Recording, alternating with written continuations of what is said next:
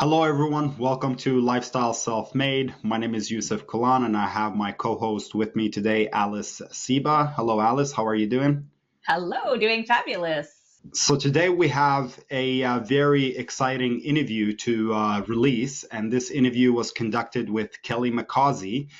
She is a mindset coach, podcast pioneer, Twitch streaming granny, former foster mom.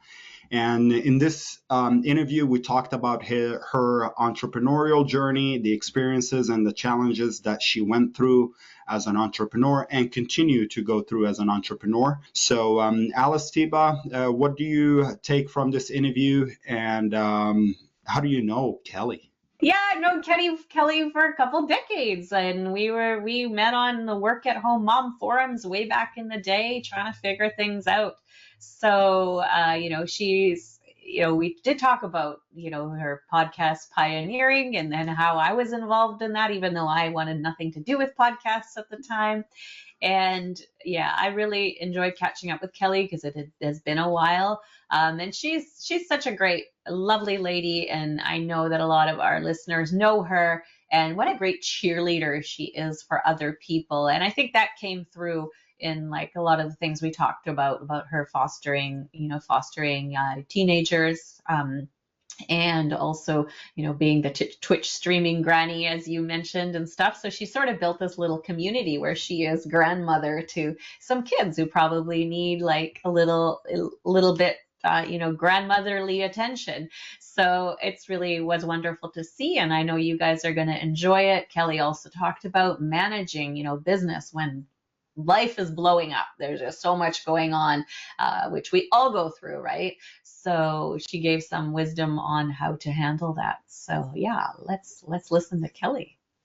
Yeah, let's do that. So if you watch this episode and get inspired to start your entrepreneurial journey or to expedite your entrepreneurial journey and compress your learning curve, then I'm more than happy to announce to you that there is a website called ekithubuniversity.com, which we have established ourselves. And there we offer free classes on how to basically build your fundamental business classes on how to build your email list and how to create a sales funnel, make more per sales.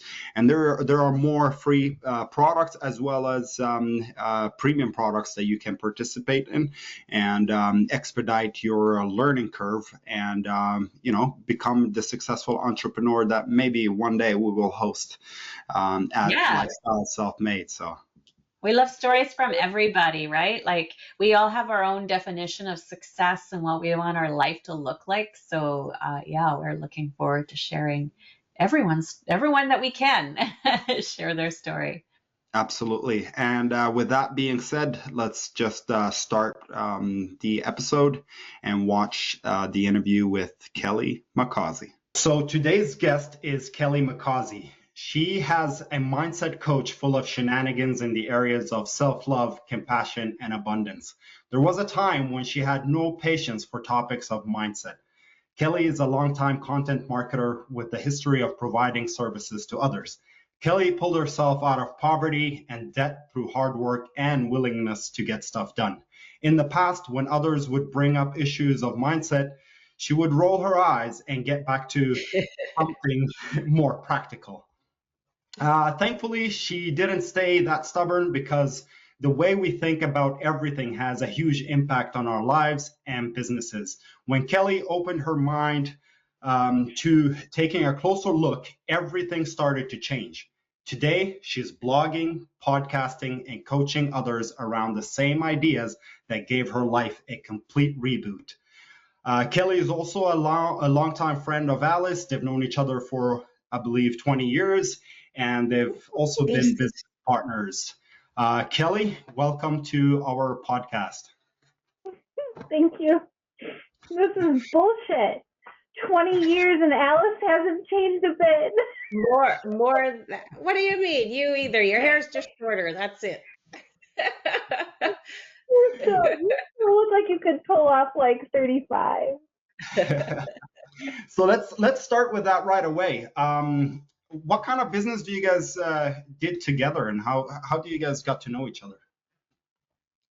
Kelly. We well, Alice was running internetbasedmoms.com, and I had started a little website called USA Wham that, was just a little directory, but it was through meeting Alice that I got really interested in starting an internet radio show. I fell in love with internet radio.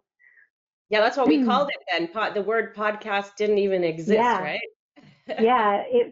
Work at Home Moms Talk Radio was launched in November 2003 as an internet radio show. And Alice was my first sponsor, so she paid the bills so that I could get it rolling. And then that next year, we launched a paid membership site together, Mom Mastermind. Yeah, it's been a long time. I was saying to Yusuf too, like you said I paid the bills, but you did it like on a shoestring budget, so I wasn't shelling out too much. But you did this amazing thing, like you put together, because we didn't have the tools. Like you figured out how to have this little. It was like a thing that sat on your desk. Yes. The first thing you bought sounded like you were talking out of a tin can, like we could hardly hear you. Yeah. But it got better and better. So you were a pioneer in that for sure. So you mentioned radio, and Alice also mentioned like that was sort of like podcast didn't exist at that time. That was sort of it that you guys did. Where would you like? Did you guys have a radio channel, or did you guys have any like platform that you used that was instead of podcast?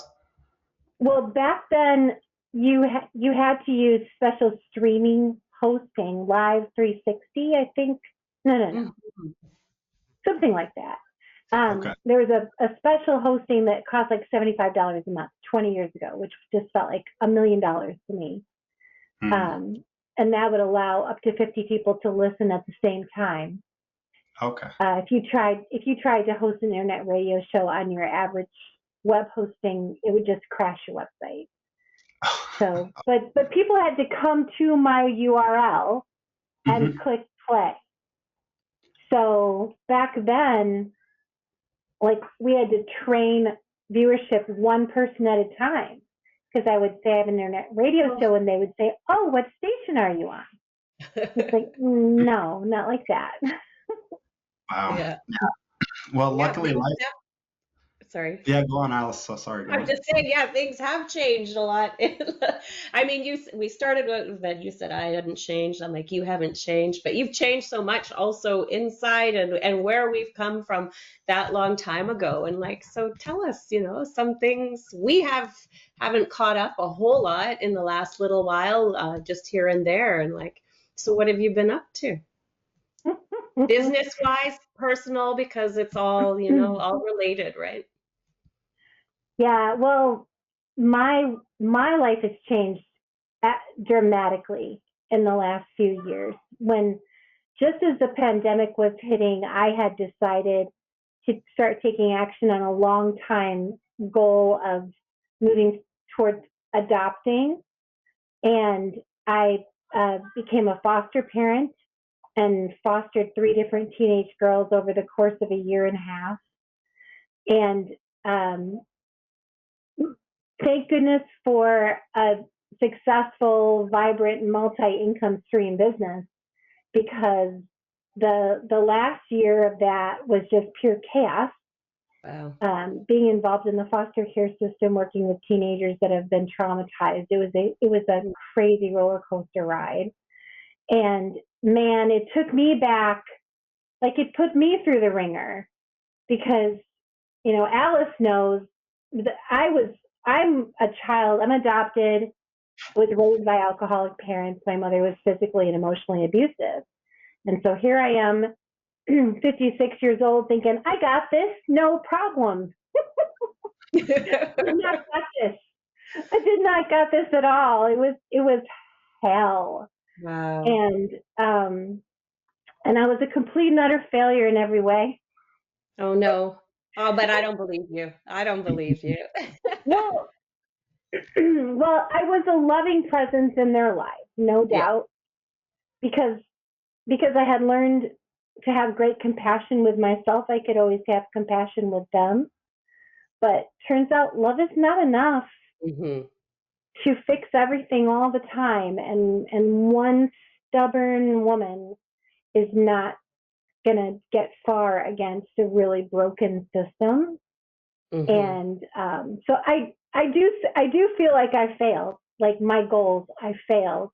And I hold that with a lot of self-love and compassion, because it was a losing proposition from the beginning to think that I could just take someone into my home and make it all better. Yeah. That was But I'm never sure ever going to you happen. you've made a difference to those girls, right? For sure. I hope so. I mean, it's such a terrible system, and I went into it thinking I'll be the one who never gives up, and I gave up. Oh, Like, wow. Yeah. I gave up. But there's Did you have all three around the same time or a different time? different. I started out with a 15-year-old refugee from the Congo. Mm-hmm. That was fascinating experience. It was brief. She doesn't want to be in foster care. I didn't give up on her, but she had to move on. And then I had sisters that were with me for about a year. And the system, it's the issue. I say I gave up. I'm rough on myself about it, clearly. But it's the mental health system is failing. And both of the girls needed more mental health care than I could ever get for them. Yeah. Yeah. So the only way to get them the help they need was to give up and force the system to take some more responsibility. Right. Yeah. But like what you said though, like going back to what about like, thank goodness for the multiple income streams and stuff, because like whether someone is going to be adopting, they have their own kids, like you were able to take, put the time into that. And that is such a blessing. Like I sometimes think about, obviously, for a while I did go to a full-time job, but looking back, I don't know how people do it. How do they do it? 40 hours a week. Then they have to do all the commuting and everything else. And it's like, it's a lot. And it sounds like I'm whining, but I appreciate that people are able to do that. And having this freedom gives you an opportunity to do something else with meaningful. Well, you've raised these teenagers. You know what it's like. There was a good 3 months where I had no control over my days. Like I was constantly being called to the schools. If it wasn't one school, it was the other school. Mm-hmm. It was just, there was always another appointment to go to, and just managing the chaos all the time that I was just so grateful that I could dial back what I needed to do on a day-to-day basis. And make really laser targeted decisions about when I was going to make time to work, it had to be focused on money. I couldn't dawdle around with some other fun thing. It was like, what's going to make money today? Mm-hmm. Right. And what was that thing that that made you the money, if you will, so that you can focus? Email marketing, affiliate marketing, promoting my own offers, a little less time. My podcast faded into the background quite a bit at that time, because the act of sitting down and recording a podcast is not a direct money-making activity. Yeah. It supports my business. It builds my community, creates connection, but it's not a direct financial paycheck. Definitely. So I had to focus on what can I promote today? What buy button can I publish today? Yeah. Okay. Yeah, for sure. In your bio, you mentioned that there was a time when you had no patience for topics of wine. So when was that? Yeah. And why did you have that attitude? towards it? Um, well, about 10 years ago, I went to a radical leadership retreat. Good friend, coach, Therese Sparkins, had invited me to come to this retreat. I was deeply resistant to all of her invitations for a really long time. But there was something really compelling about her. I liked how I felt when I was around her. So many people who talk about mindset have this fluffy, airy-fairy, if you think it, it'll happen. If you will it, it'll appear. Like, it never made any sense to me. Teresa's perspective on mindset was way more where the rubber meets the road. How you think about things. And she called me out on some limiting thoughts. Mm-hmm. She called me out on some things that I said about myself. Mm-hmm. And she needs to talk to you about the foster thing. Yeah, well, she Great does. on that. She does. But I used to say I'm not a people person. And that was bullshit. That was complete bullshit. Uh-huh. But I didn't trust people. I didn't believe many people when they said that they liked me. I didn't trust people because I felt like, well, if they're being kind to me, if they're trying to be my friend, it's probably because they want something. I just didn't have a lot of trust. So I would say I was not a people person, and that I didn't like to be touched. I didn't like to be hugged. And none of that was true. But I believed it. I believed it about myself. It was all part of all the self-protective mechanisms that I built around myself to survive my childhood. Mm. And they served me pretty well in a dysfunctional way through some of my adulthood. But at the point where I met her and she started to call me out on it, I realized, I think she's right. I think it is bullshit, but I'm scared to death to try something different. Mm. And so I accepted her invitation to go to radical leadership. And that was the big breakthrough moment where I spent time with other people who were trying to open up their minds and hearts to showing up differently in the world. And it's where I had a massive self-love epiphany. And I left that event just changed. Like, transformation is one of those buzzwords, but I left there transformed. Mm-hmm. It just took years to unpack it. Yeah, I remember too, like when we first met, you were always very like kind and open to me, but then also I saw that like the way you interact with people is so different now too.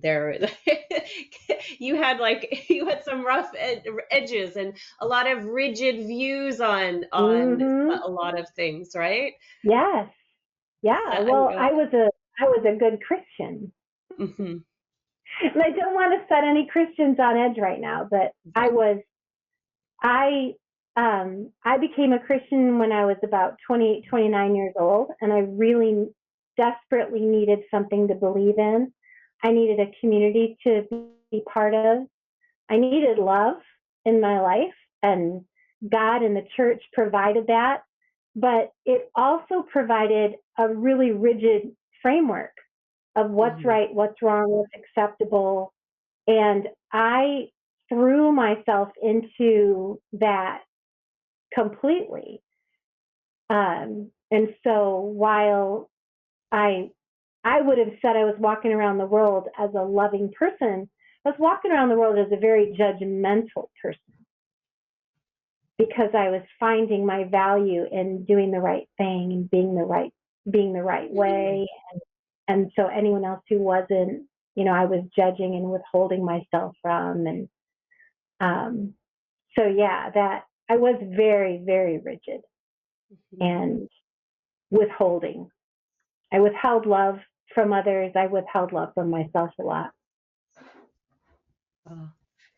Well, I'm glad you've had that experience, and obviously you're so great at sharing the message with others and helping others figure figure those things out for themselves too. And that's something that you're doing as part of your business now too.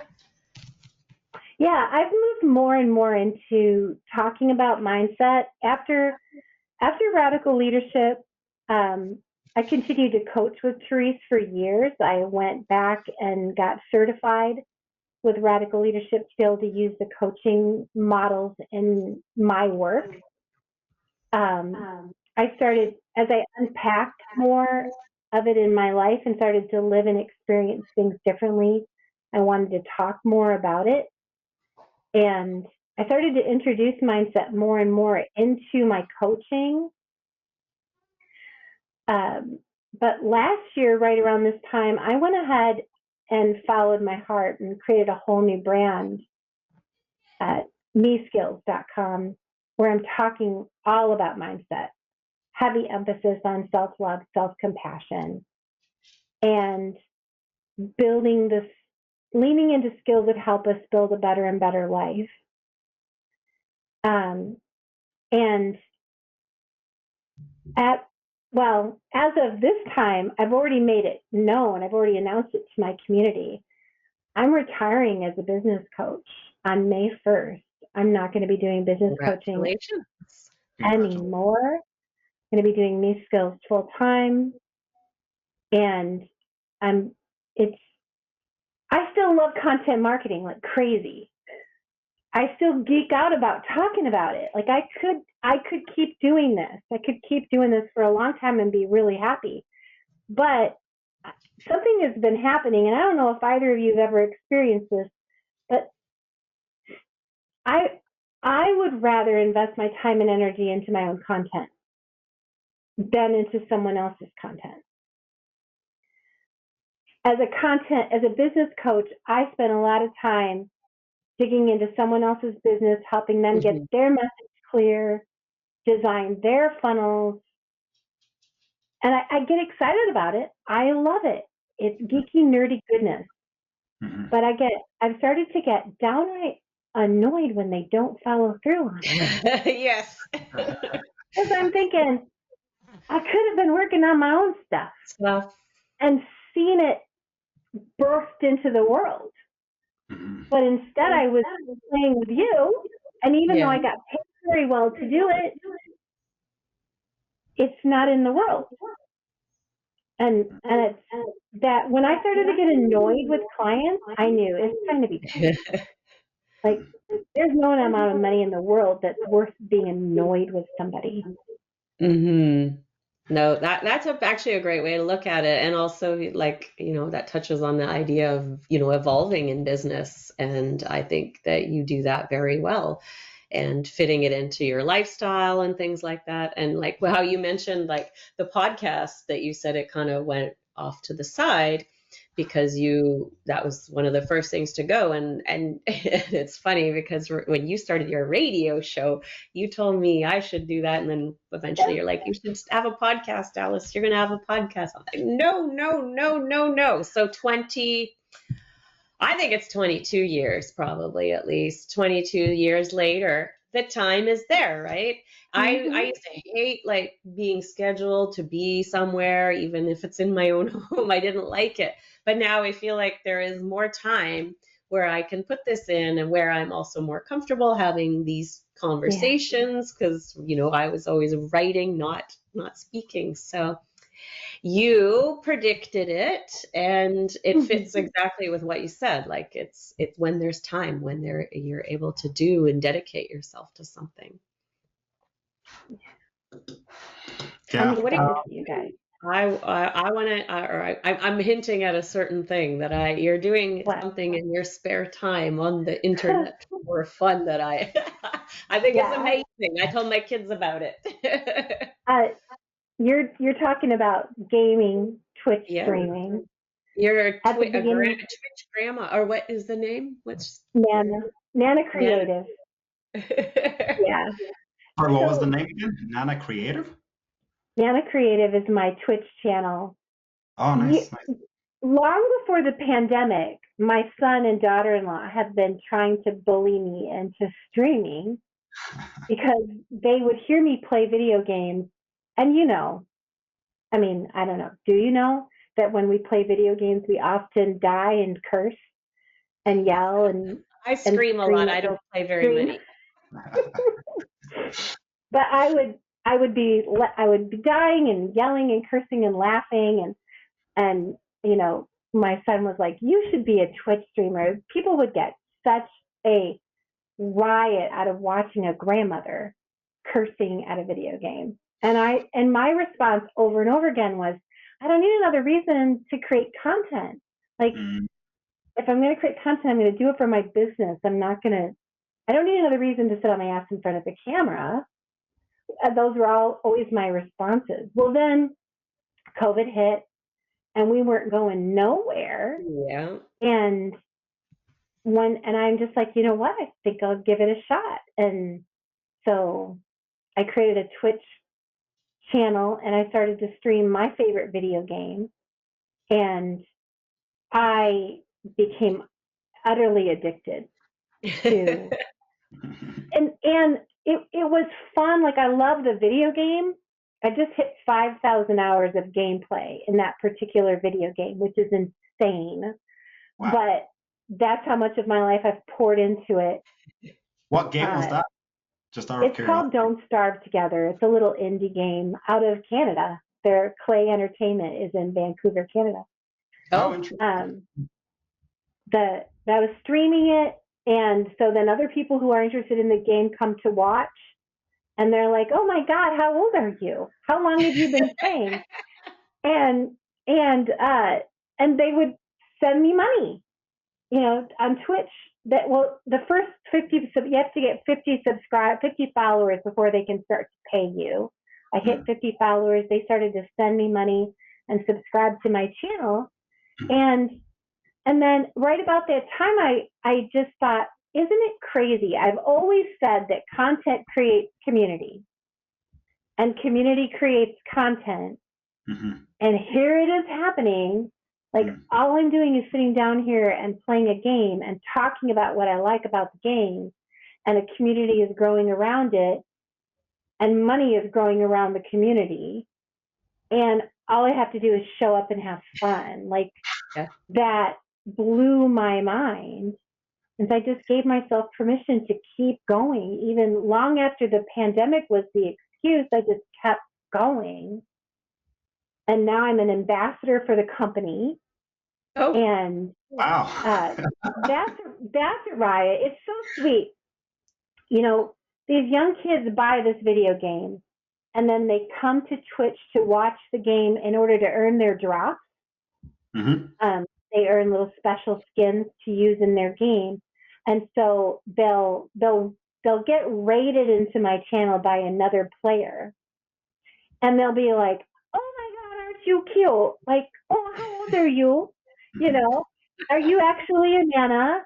And then they'll start giving me advice on how to play the game, and it's like, it's so cute. I'll be like, "Oh, you're being so helpful. How long have you been playing?" And they're like, "Oh, I've got 300 hours in this game." And someone in my channel will be like, "Honey, Nana's been playing this game longer than you've been alive, I think," which might be true in some cases because the game came out in 2014. But it's such a fun thing, and so I was surprised. I was delightfully surprised by how the community grew and money grew around it.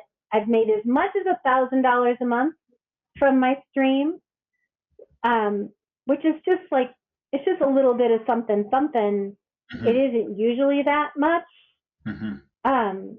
But the other surprising thing is that they're coming to play the game. They're watching me die, fail, struggle, swear. They're watching me accept help from a bunch of teenagers. I joke about, like, I'm dominated by an 18-year-old in North Dakota because I grind all his resources for him to build.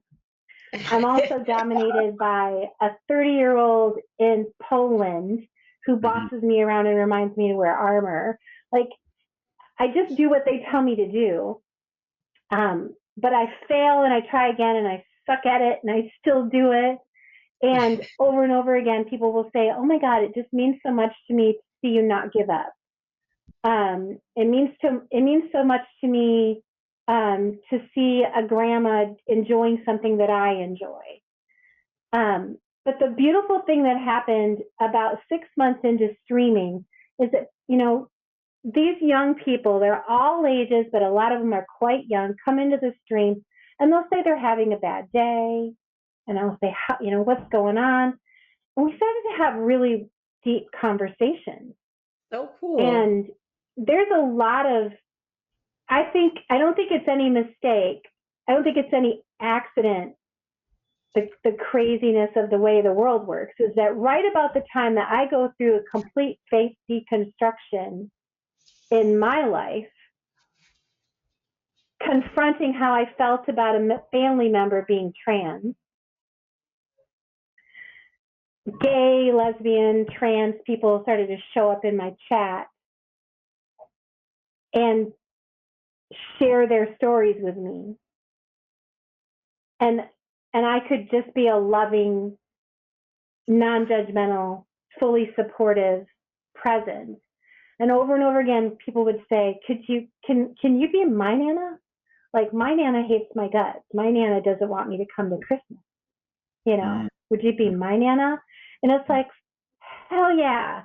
Like, the Twitch streaming, it's just been a delight in so many ways to see how important it is to just show up and be yourself. Yeah. Right. Everywhere that you can. That you're helping in a community, and it's you're doing it from home too, right? Yeah. And I like the fact that it made you 1K a month. That was during COVID, while socializing when everyone else didn't have much opportunity to socialize with others. So the question I've thought about, I play video games sometimes. I play mostly Age of Mythology. It's an old game. I thought of, maybe like streaming and playing online with guys, and I thought of Twitch and all that stuff, but I'm not really good at the game. So I'm not sure what I can bring to the table. So my question to you is that, were you good at the game or I'm still not good at the game. So it doesn't matter. It's just like personality, right? And there's a channel redemption. You can set up channel redemptions, and one of them is Revive Nana.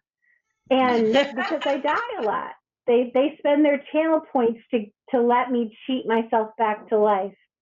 Oh. And that channel redemption has a little voice chat message that just says, "Do better, Nana, do better." Like, it's just, you don't have to be good. I think I watch streamers, other Clay ambassadors that are really, really good at the game. And my people will come, like right now there's a drop season, so there's a lot of new people watching my stream. And they'll say, like, "Oh my God, it's so good to see someone who's just not very good at it," because they see other people, there's this 32-year-old guy in Portugal, Glurns. He's so badass. Like, he can do anything. He can survive for like 5,000 days without dying in a hardcore world. And I'm over here dying 3 times a night on average. These newer players to the game see someone that good and they just go, "I'll never be that good." And so then they see Nana and go, "Oh, I can do this." Like, you are an inspiration, Nana. So great source of inspiration. You brought up the question and you kind of answered it. So, and I know the answer, but I don't know if I know the full answer of how much of a Nana you are, because you are a Nana. Yeah, I have what's the family situation there? So my son Sean has given me 2 grandkids. Ava is 8 and Reese is 4. and they're here. Kind of surprised they haven't interrupted. My son's going through a divorce, which that happened right as I finished up with foster parenting. I didn't know I was going to finish up with foster parenting. I thought I would take a break and take another kid. But my son's gone through a divorce. He's moved back home. So now my house is full of grandchildren, and I'm not planning to return to foster parenting. And but then also, like after 30 some years of being terminally single, I'm dating. I know I you have a showed sweet, me like a little brief picture. I was like, what? yeah. So now my life is just super duper different. Like just so different. Yeah, well, I'm really happy that came to you, and yeah, you like as a single woman for a long time, and I think I mean that probably was what had to happen for you, and it was like you weren't rushing it. You didn't try to try to get something that force anything, and I think that's really like admirable because a lot of people don't want to be alone, and I think you are an inspiration in that way as well for, all you have accomplished. And I remember when we started working together, you mentioned debt at the beginning, but I believe I remember that you were working off that debt when we met. Yeah. And you had a plan, and from what I remember, it didn't even take you that, like you did it. Yeah, well, us starting Mom Masterminds, created so much more income than I was earning. Like I was still working at the church full time, and I was doing my like graphic design, web design, and selling ads on the podcast on the side. But I poured everything into crushing the debt, and that, from when I started my business to try to just keep my utilities turned on in 2002, I was debt free in September of 2005. So then I quit the day job. That's pretty good. That's if you could go back in time, is there anything you'd change about your journey to becoming an entrepreneur? Well, I always say I would have started affiliate marketing sooner. Okay. Because I thought affiliate marketing was something that people with massive lists did. And so I always blew off affiliate marketing opportunities. And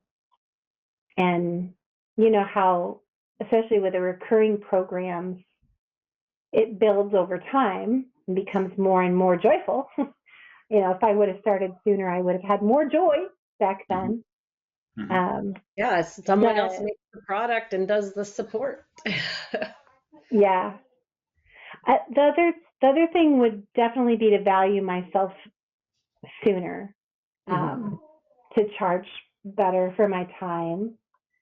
And it was really, really tough because I'd never made more than $11 an hour in a day job. I'm a high school dropout. Wow. Never made any, I ran a daycare for a few years where I made decent money, but my perspective of what my time was worth meant if somebody was getting me like $30, $40 an hour, it felt like a lot of money. Like, I had to be like smacked around quite a bit by many people before I started to charge what I was worth. And now I understand that pricing is just so arbitrary, and I can, and like circling back to what I said before about there's no amount of money worth getting annoyed with somebody. I can charge whatever the hell I want for business coaching. I've charged as much as $20,000 to spend some time with me. I still don't like it if you don't take action. I still get annoyed. I don't think I don't think that there's a dollar amount that's going to make me okay with inaction. Yeah. So I know how to take action. I'll just take action for myself. Yeah, that's a great. great way to finish this off too. And so if people would like to know more about you, Kelly, I mean, they can find you on Twitch and where else? Well, the meskills.com is going to be my home on the web going forward. I am very excited about doing the last Stretch Yourself Content Marketing Challenge in April. I'm really jazzed to do it. It's the 15th annual. It's going to be the biggest and the best. It's going to be my last hurrah as a content marketing coach. And I want to fill the challenge with lots of people and just go out with a bang. Well, thank you so much, Kelly. And it's good to catch up with you and hear all the stories. And we should do it more often, I think. Yeah. You're still in Michigan? Yes. Damn it. Yes. So far away. But... You don't like it there? Is that what you said? If I didn't have grandchildren, I would not be living here. Oh. I would have made my escape to a warmer climate. Mm-hmm. Where would you go? Because I know a lot of people are fleeing California, at least, the people that I watch online. I like the panhandle of Florida a lot. Okay. Done a lot down in Pensacola, Destin. I don't know for sure. Just I wouldn't live somewhere where there's snow. Right. I wouldn't. Does it snow in Michigan? I'm not really familiar with. It's cold. It does. We don't have any right now because we just had a crazy warm snap. But yeah, most of the winter there's snow, way too much snow. Sounds like Sweden, and I'm like, nah. I grew up in Sweden, and I'm like, I don't like the snow as much. I mean, it's beautiful to look at, but it's not practical to go about and have an awesome life, if you will. Yep, I agree. Yeah. Well, I hope maybe next time, well, maybe not because of grandkids, but in a future podcast episode, you will tune in from somewhere tropical. Get them both in school more, get the divorce final. I'll get back to more travel again. I'll be looking forward to that. All right. Well, thanks again, Kelly. We appreciate you. Thanks for having me. Hey, it's Alice again. I hope you enjoyed this episode. And if you did, we just wanted to invite you to join us as an eKit Hub Insiders member on YouTube.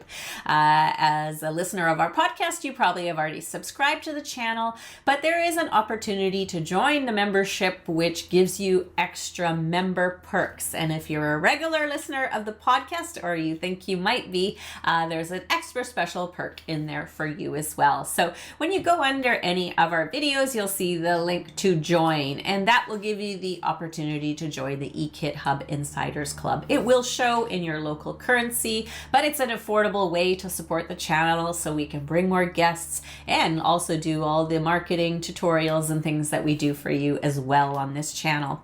But when you join, you will get eKit Hub Shop eKits credits, $7 gift code for grabbing some templates to help your business, done for you content, printables, and all that great stuff that we have at Shop eKits. You also get 10% off our new eKit Hub group training programs. There is also a monthly members only live stream, which is a class on various topics. We've done a lot of marketing skills, we've done mindset stuff, and we have tons planned, and we do that each and every month with our members. And the other great thing is, as you know, we are creating this my lifestyle self-made workbook for you guys, and it's sort of a living document, and each time we get together, if you join us live, we're giving another piece of that workbook. But if you are a member of the Insiders Club and you can't make it for any episode, you will have those download links put inside of the members area in the community tab, so you'll be able to download whenever you'd like.